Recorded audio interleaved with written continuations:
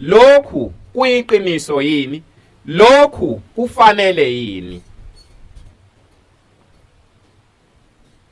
Ngoba abantu besaba ukuthi uma belwisana nokuhlushwa kwabo balwisana noNkulunkulu.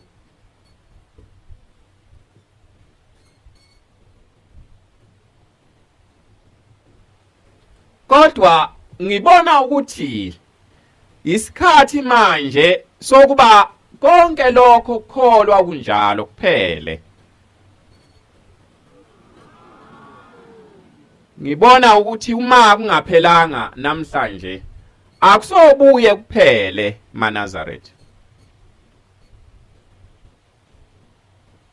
Lapho nikhona akusiya uNkulunkulu onibeke khona.